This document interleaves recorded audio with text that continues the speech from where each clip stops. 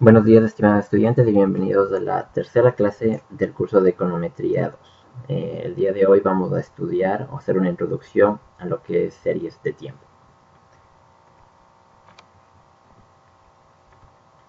Los objetivos de la clase son bastante directos. El primero va a ser comprender la utilidad de usar análisis de series de tiempo, por qué lo hacemos. Luego será entender la estructura básica del análisis de pronóstico o previsiones. Revisaremos fuentes de información que contienen series de tiempo. Y finalmente comprenderemos o buscaremos comprender conceptos básicos de series de tiempo, los cuales serán usados en las siguientes clases del semestre.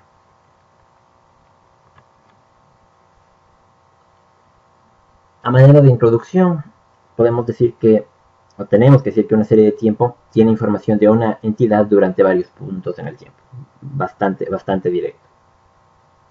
Ahora, el usar series de tiempo nos va a permitir hacer dos cosas que no podemos usar con información de sección cruzada, que ha sido básicamente lo que hemos analizado hasta este momento. La primera es encontrar el efecto causal de una variable X en una variable Y a través del tiempo, es decir, un efecto causal dinámico. Si ustedes recuerdan, hasta la clase anterior siempre hablamos de un efecto causal de X en Y, pero en un mismo momento de tiempo. Lo que nos va a permitir en series de tiempo es estimar este efecto causal en un entorno dinámico. Y la segunda cosa que nos permite hacer el análisis de series de tiempo es realizar pronósticos o previsiones del valor de una variable. Y esa va a ser el tema en el que tendremos más énfasis en este curso, es decir, la estimación de pronósticos o previsiones.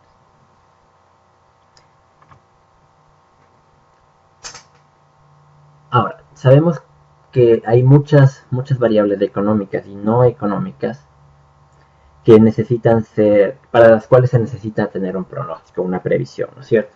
Ustedes habrán escuchado con mucha frecuencia estimaciones del Producto Interno Bruto, estimaciones del precio del petróleo. Esto especialmente en los últimos meses se ha vuelto bastante importante a nivel del Ecuador y también internacionalmente.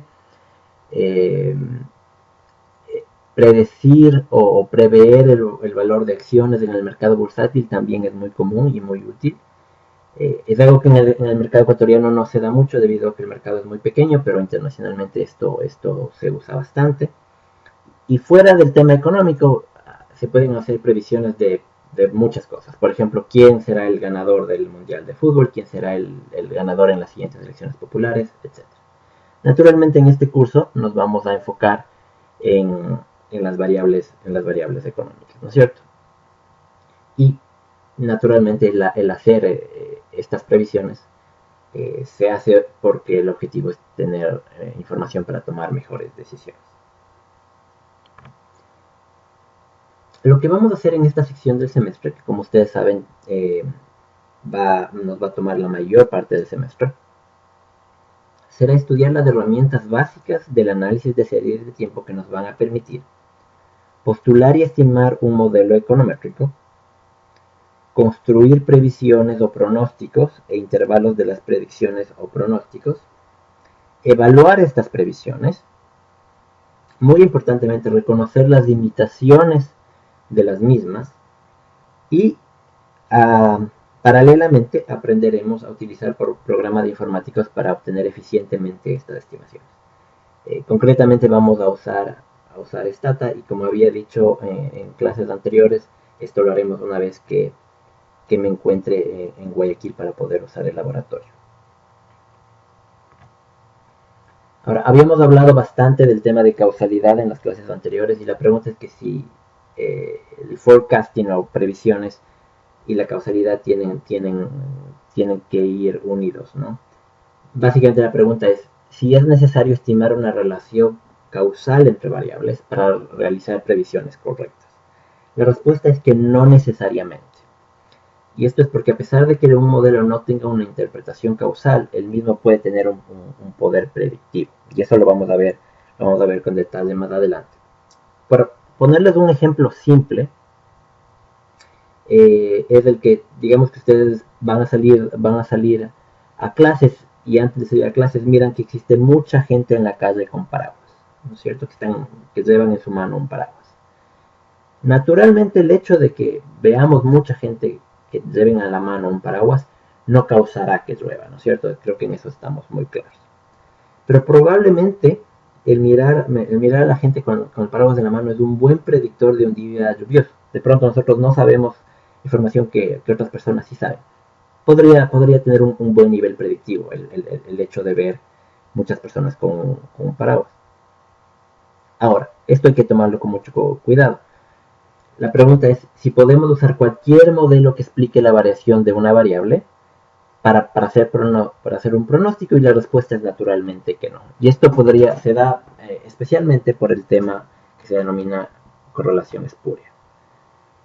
En este caso, para este tema, lo que les voy a pedir es que hagan una revisión de algunos temas, y esto vamos a hacer el día de hoy con algunos links en internet.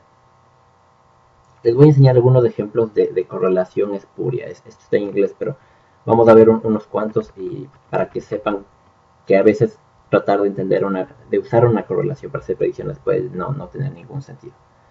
Por ejemplo, en este gráfico podemos ver que existe una correlación de 99.79% entre el gasto en ciencia espacial y tecnología en Estados Unidos y las tasas de suicidio, ¿no es cierto? Una correlación muy alta, pero seguramente este modelo no nos va a servir para hacer ninguna predicción. Otro ejemplo interesante, el número de personas que se han ahogado y se han caído y se han ahogado en una piscina, y el número de películas en las que Nicolas Cage ha aparecido. Una alta correlación, pero difícilmente podremos predecir el número de personas que se ahogan usando el número de veces que Nicolas Cage ha aparecido en una película. Y en esta página ustedes van a tener la oportunidad de ver bastante, bastantes ejemplos, y yo les recomiendo que le vean. Es un poco jocoso si quieren. Aquí tenemos otro: las tasas de divorcio en el estado de Maine en Estados Unidos y el consumo per cápita de margarina, una correlación de 99.26%. De nuevo, seguramente no es una buena idea para hacer un análisis de pronóstico. En este punto les voy a dejar simplemente con el link. Obviamente voy a enviarles los slides y ustedes podrán revisar esta información a más detalle, pero simplemente quería hacer claro que muchas veces usar cualquier información que nos explique la variación de la variable que queremos pronosticar no es una buena idea.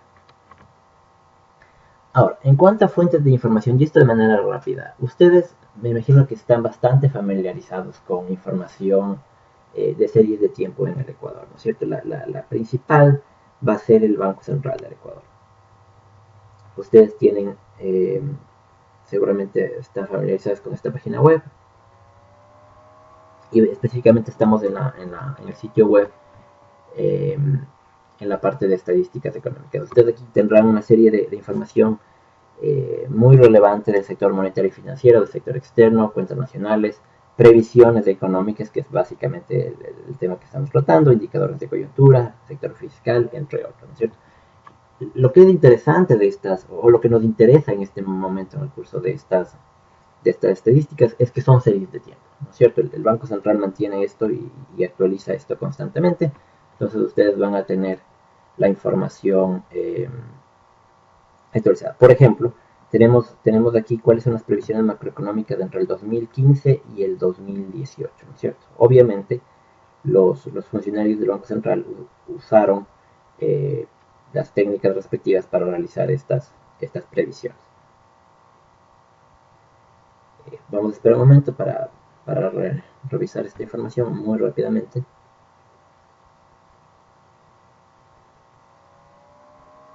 Y aquí tenemos las previsiones económicas que nos presenta el Banco Central. Estas han sido actualizadas en noviembre del año pasado. Y bueno, ustedes simplemente tendrán la oportunidad de mirar detalles. No vale la pena que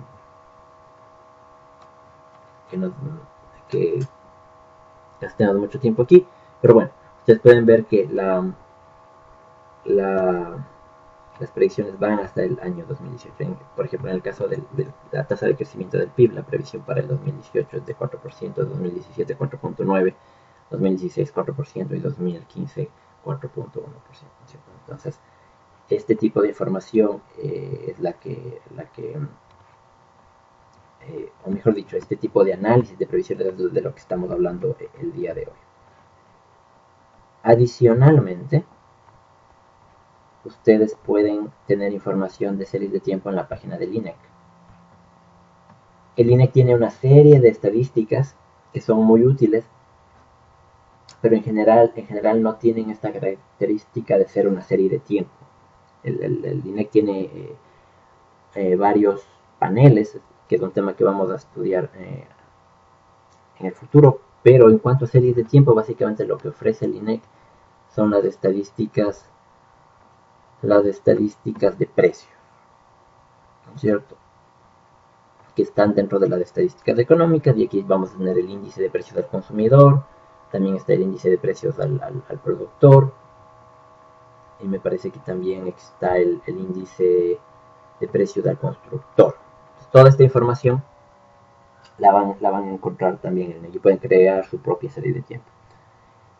A nivel internacional existe muchísima información de muy buena calidad y que es accesible. En este caso he puesto simplemente 3 ejemplos.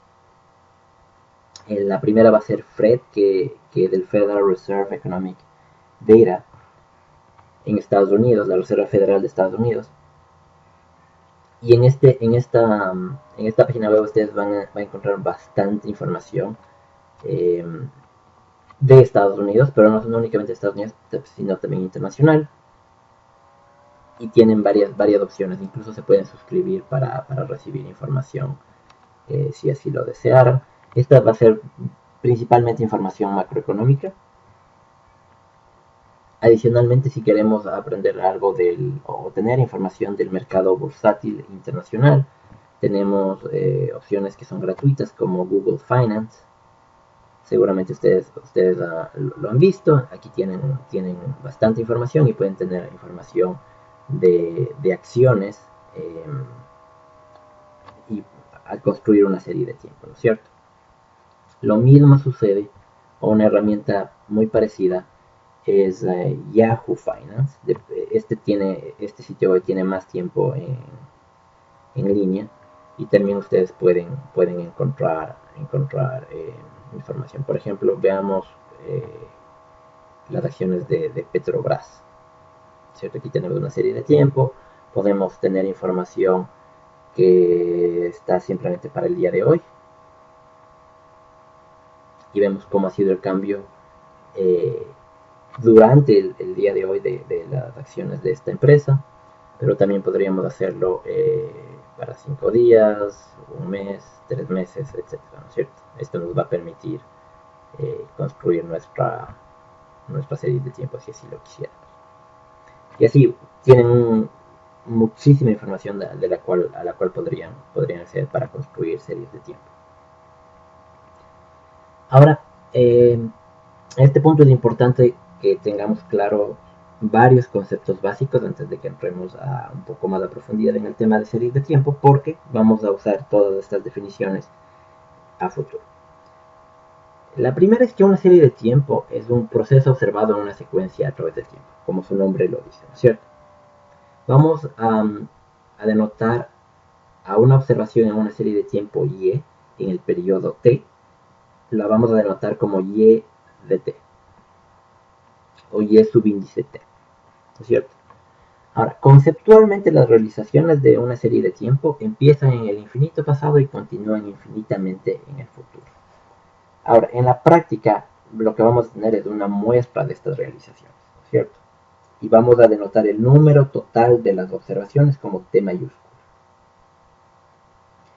Y el intervalo entre observaciones T y T más 1 va a ser la unidad de tiempo. Como habíamos visto en el caso de las acciones en Yahoo Finance, podríamos hablar de una semana, un mes, un año, una década, o muchas otras opciones, ¿verdad? El caso de los rezagos también son conceptos que son bastante importantes y que se usan con bastante frecuencia. Vamos a denominar al valor de y en el periodo previo, lo vamos a denominar el primer rezago. Y lo vamos a representar como y subíndice t menos 1, ¿verdad? Bastante directo y sencillo. El valor de y j periodos atrás, o el rezago j, va a ser representado como y subíndice t menos j, ¿verdad? También podemos representar el valor futuro de y lo representaríamos en el caso del siguiente valor como y t más 1. Si queremos representar el valor futuro de y en j periodos, eh, vamos a representarlo como y subíndice de t más j. Debido a la naturaleza de las series de tiempo, vamos a esperar que y subíndice t dependa de y subíndice t menos 1. Y vamos a hablar un poco más de esto en las próximas clases. ¿Cuáles son las consecuencias de esta dependencia? Continuando con el tema de los rezagos, es importante aprender o reconocer el operador rezago, que lo vamos a llamar L. Y este nos va a servir simplemente para tomar el rezago de una variable. Como se puede ver en la pantalla, L de y subíndice t va a ser igual a y subíndice t menos 1, ¿cierto? Y esto va a ser verdad para todo t que sea mayor que 1. Si y es igual a 1, obviamente no podríamos calcular el rezago. Equivalentemente, y va a ser y de t, o y subíndice t, va a ser igual a L de y subíndice t más 1, para todo t que sea mayor o igual que 1. En términos generales, vamos a decir que L a la K de YT, L a la K de YT va a ser igual a Y subíndice T menos K, ¿cierto? Vamos a tomar K rezagos de la variable. Esto simplemente como notación todavía. Volviendo al tema de los rezagos, es útil aprender lo que es el polinomio de rezago, que lo vamos a denominar AL, y es simplemente el siguiente polinomio, que va de A0 a 1L, perdón, A0 más A1L más A2L cuadrado, más toda una secuencia hasta AP de L a la P, lo cual naturalmente lo podemos representar de la siguiente manera, como la sumatoria desde J, que va desde 0 hasta P, de AJ L a la J, ¿cierto? Como había dicho, este es el polinomio donde las constantes A0, A1, A2, A0 más A1 más A2 más toda la secuencia hasta más AP son los coeficientes de este polinomio. Perdón, no debería haber el más aquí, más bien debería ser una coma. Simplemente A0, A1, A2 y hasta AP son los coeficientes del rezago. Y vamos también a tener que L a la 0 es igual a 1. Y esto es simplemente lo que tendríamos en el primer valor del polinomio. En este caso específico, el grado del polinomio va a ser P, ¿verdad? Porque tenemos P. Ahora, es útil multiplicar a nuestra serie de tiempo y por este polinomio del rezago AL.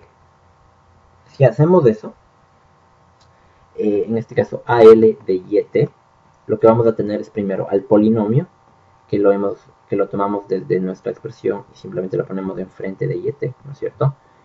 Si, dado que YT está multiplicando, lo podemos incluir dentro de la sumatoria, y lo que nos daría simplemente la sumatoria de j desde j igual a 0 hasta p de aj por L de J y T, ¿cierto? Este es simplemente álgebra. Lo que nos resulta en la sumatoria de AJ de Y T menos J. Y en este caso simplemente estoy usando cuál es la definición de del rezago, ¿cierto? En este caso tenemos un rezago con K, estamos usando K rezagos, en este caso estamos hablando de J rezagos, pues simplemente es la definición que tenemos de este operador rezago.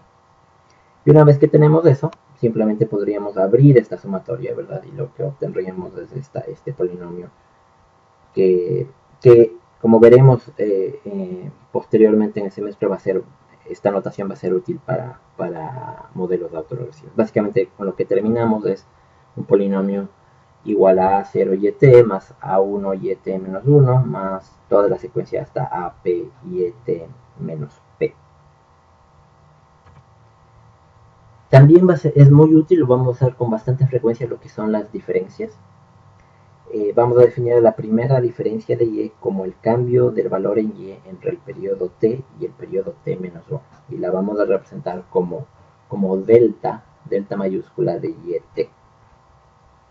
Naturalmente esta primera diferencia tendrá t menos 1 observaciones porque al tomar la diferencia vamos a perder la primera observación. También vamos a usar lo que sería la segunda diferencia, que la vamos a representar como delta cuadrado de y simplemente va a ser la diferencia de la primera diferencia, ¿cierto? Y en este caso eso va a ser igual a y subíndice t menos 2 veces y subíndice t menos 1 menos y subíndice t menos 2. En términos generales vamos a representar a una diferencia de orden k, por ejemplo. No está en la pantalla, pero sería delta a la k de y t, ¿no es cierto?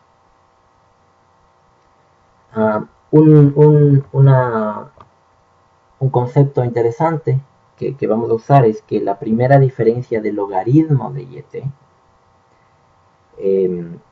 es decir, sí, la primera diferencia del logaritmo de y t, que está aquí, que sería básicamente el logaritmo de y t menos el logaritmo de y t menos 1, va a ser aproximadamente igual al cambio porcentual entre los periodos t menos 1 y t. Es decir, este simplemente es una demostración que se puede realizar con cálculo, pero lo que les voy a pedir para esta clase es que revisen esta página web que da una explicación intuitiva de por qué esa aproximación es correcta. No creo que valga la pena entrar en detalles para eso, pero sí creo que valga la pena que ustedes lean esto. Les recuerdo que todo lo que estamos incluyendo en estos videos y por ende en los slides es su responsabilidad entenderlo, por ende preguntas para exámenes o tareas podrían venir de esta información que está en los links, entonces es algo que deben revisar con cuidado. Ahora pasamos a otras definiciones. Recuerden que todavía estamos simplemente haciendo definiciones o simplemente describiendo estas definiciones. La siguiente sería lo que es la autocorrelación. Como habíamos dicho anteriormente, típicamente el valor de y va a estar correlacionado con su valor en periodos anteriores, ¿verdad? Por la naturaleza de la serie de tiempo. Ahora, esta correlación se denomina autocorrelación o correlación serial. La primera autocorrelación también se la conoce como el coeficiente de autocorrelación y es simplemente la correlación entre y y menos 1. La segunda autocorrelación será la correlación entre y menos 2. Y en términos generales, la autocorrelación de orden J va a ser la correlación entre y menos J. Y la vamos a representar como rho J.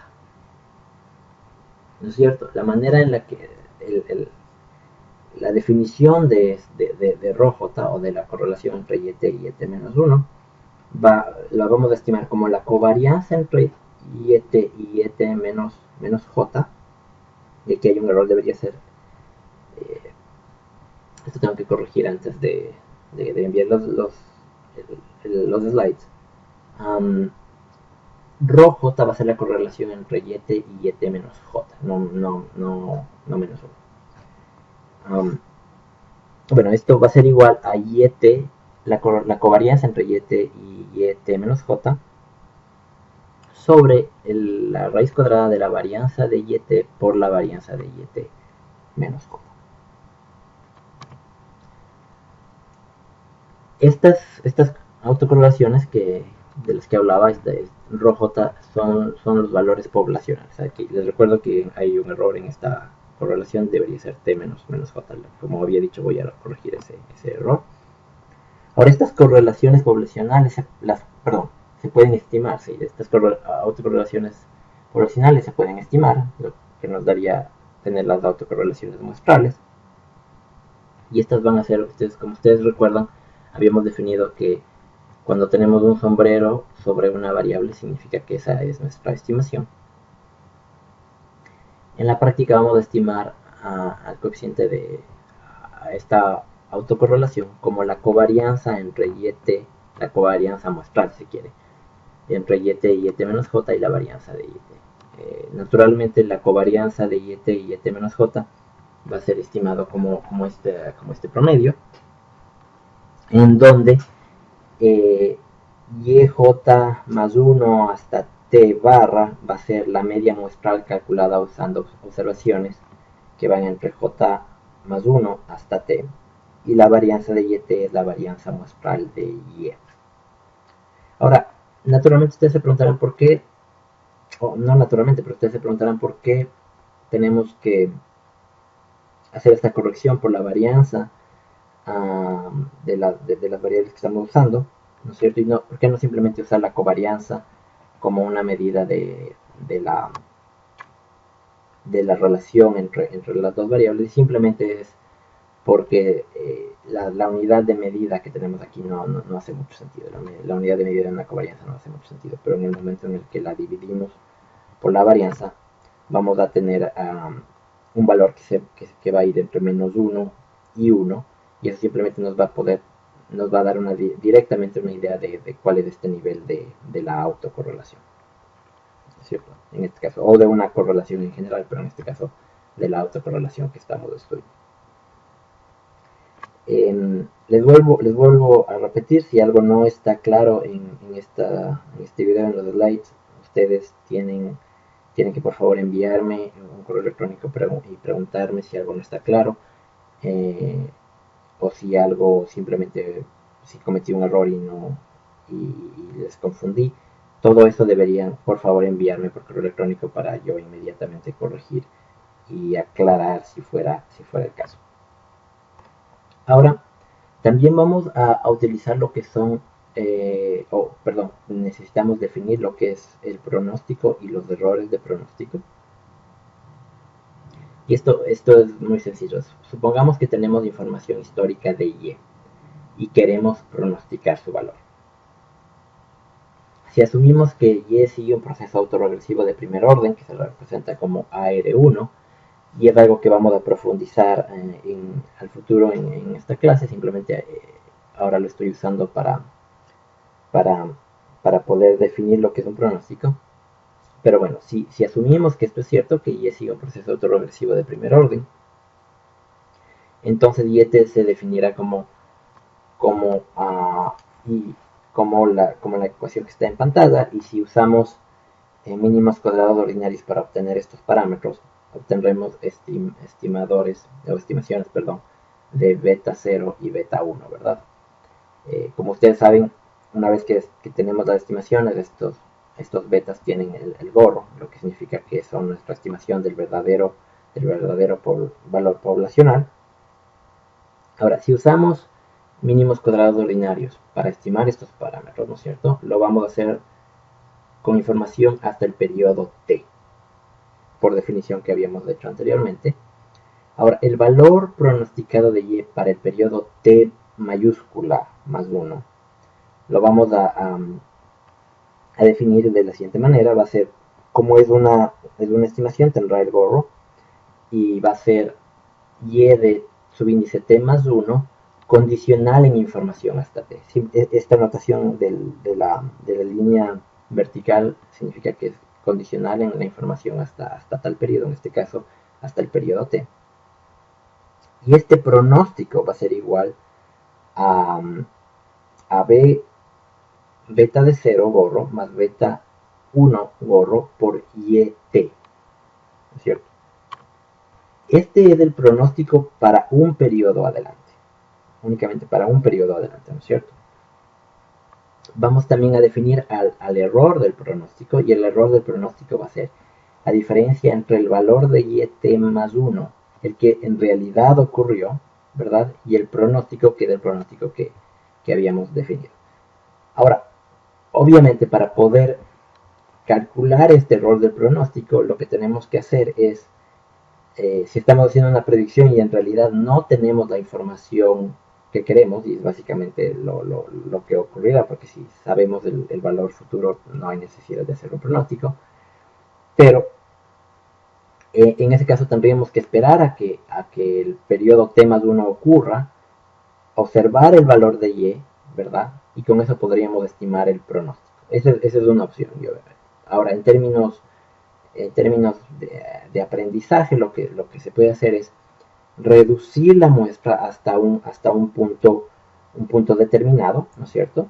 Realizar nuestras estimaciones, realizar el pronóstico y luego comparar el pronóstico que realizamos versus el valor que conocemos tuvo la variable. Um, y como lo había dicho, se va a definir como la diferencia entre estas dos variables.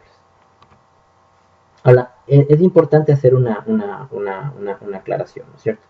Habíamos hablado anteriormente de lo que es un valor predecido, y aquí puede ser un poquito de confusión simplemente por la semántica. Un valor predecido, perdón, un pronóstico o previsión no es lo mismo que el valor predecido de una regresión, ¿no es cierto? Del mismo modo, el error del pronóstico no es igual al residuo de una regresión. Los valores predecidos de los que habíamos hablado y que usaremos adelante en el curso son los valores predecidos estimados para una muestra usada. Es decir, son valores predecidos dentro de la muestra. Es decir, no están pronosticando nada, ¿verdad? En contraste, el pronóstico se va a calcular fuera de la muestra, como lo habíamos definido. En este caso, el pronóstico que habíamos definido del pronóstico para un periodo adelante, ¿verdad? Y esa distinción es importante porque puede prestarse para confusiones. Finalmente, para terminar esta clase, que va a ser un poco rápida en términos relativos, es importante tener una medida del error, o de qué tan grande es el error del pronóstico, y lo que comúnmente se usa es el Root Mean Squared Forecast Error. Simplemente lo vamos a llamar RMSFE, ¿no es cierto? Y como su nombre lo indica, va a ser este RMSFE va a ser igual a la raíz cuadrada de la media del error del pronóstico al cuadrado, como lo vemos en la pantalla. En este punto voy a de nuevo a pedirles que me hagan conocer si existieran dudas acerca de las exposiciones que estamos haciendo. Les repito que voy a estar en Guayaquil a partir del 27 de mayo, es decir, el miércoles de la próxima semana, y a partir de ese momento vamos a retomar clases en